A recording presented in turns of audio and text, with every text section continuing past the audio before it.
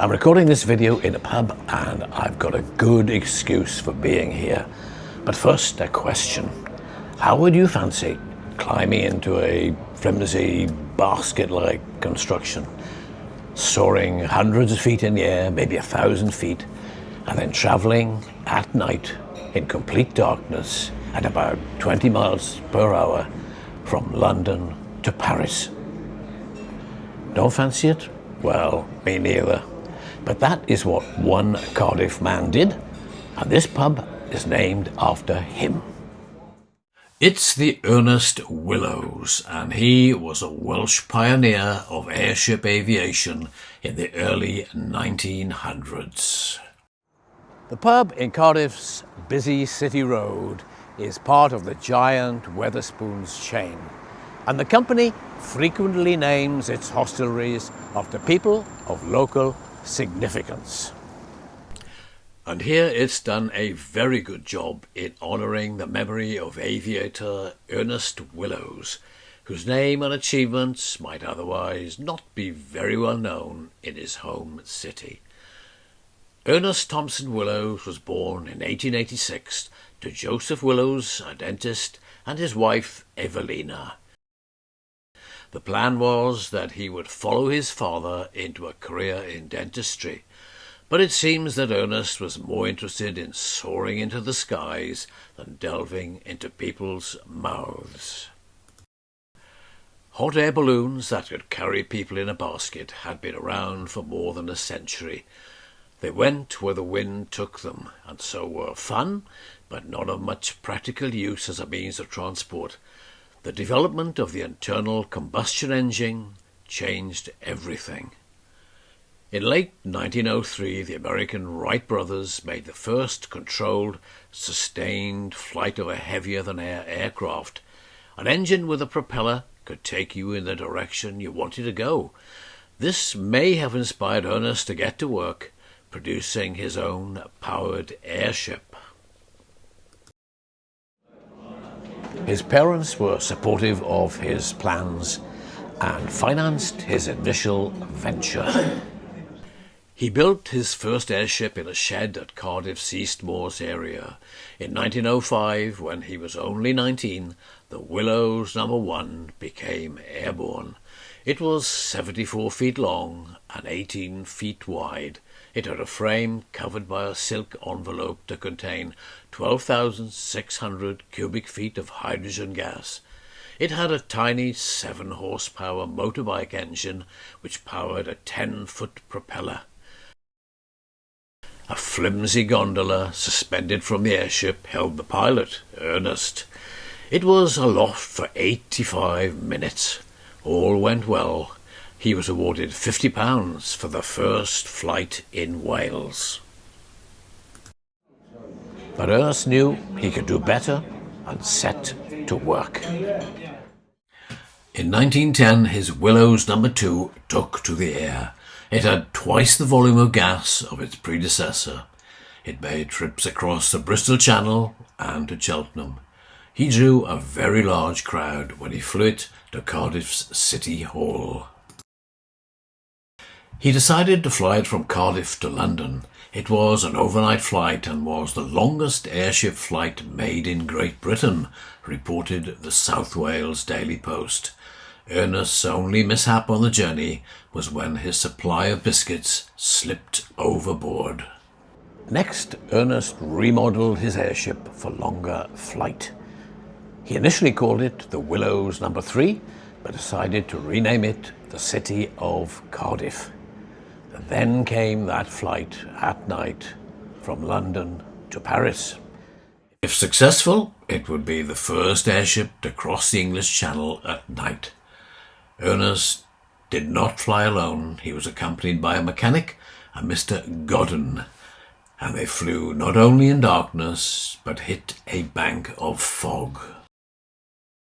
During that dark journey, maps were lost overboard, and there was an unscheduled stop along the way near the French town of Douai for some repairs. But evidently there was a hard landing, and the airship was quite badly damaged. Repairing it would be difficult and expensive. Ernest was reported in the local media to be depressed at his bad luck, but a local newspaper launched a fundraising campaign, and a French aviator based nearby provided facilities for repair work. The airship was soon ready to continue the flight, but before Ernest took off, French authorities turned up. They demanded an import payment of the equivalent of £30 for the petrol on the airship.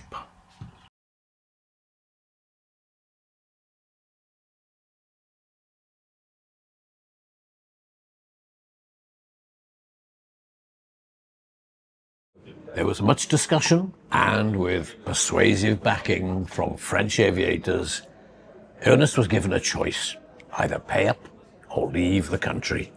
He chose the latter. But first he had to finish his journey.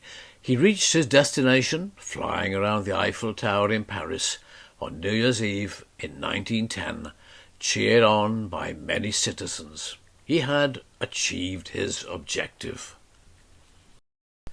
Young Ernest, the airship pioneer, became the first civilian in the United Kingdom to hold a pilot certificate for an airship.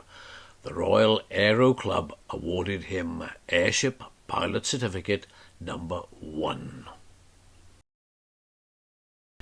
Despite having no relevant formal engineering training, Ernest evidently knew his stuff by trial and error. He believed in the future of airships for long-distance travel, imagining them being airborne for days or even weeks. He made another airship in 1912, which was sold to the Admiralty for more than £1,000, and it became His Majesty's Naval Airship number 2. He used the money to set up a gas balloon school in London. He then made another airship using a rubberized skin instead of silk, with 4 seats, and this was made to give joyrides to people over London. Ernest had made his name as a pioneering aviator, but one thing eluded him, and that was turning his ventures into commercial success. By now he had his own family. In 1908 he married 16-year-old Irene Davis of Haverfordwest. They were to have 4 children, one of whom died in infancy. During the First World War, Ernest was back in Cardiff working for the military. He was put in charge of making barrage balloons designed to hamper the terrifying Zeppelin and bomber attacks. He had a team of about 150 people and was made an army captain.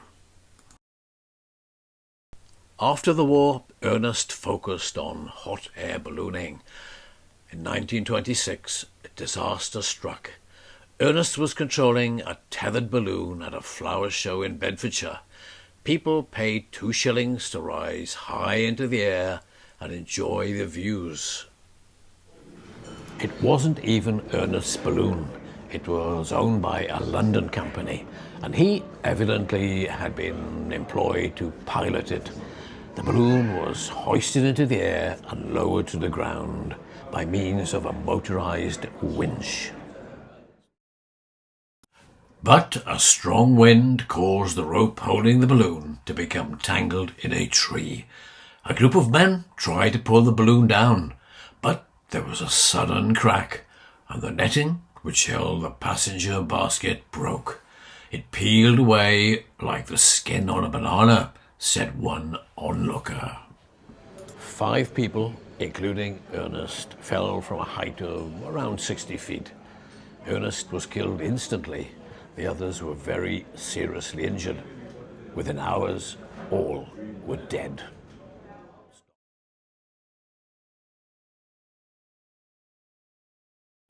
Ernest was only 40 years old. His body was returned to Cardiff and he was buried at Cathays Cemetery. South Wales Echo journalist Alec McIntyre wrote a biography of him in 1972. He had been a true pioneer of airship travel, but of course the age of the airship was not to last. The spectacular Hindenburg disaster of 1937 brought it to a very abrupt end. Few wanted airship travel after that. Flying by aeroplane became much more appealing. Today, Ernest's name isn't only visible locally because of the pub. There's also a school named in his honour, built alongside the site, where the ambitious, enthusiastic teenager flew his first powered airship. So here's to Wetherspoons. It's too early for a beer.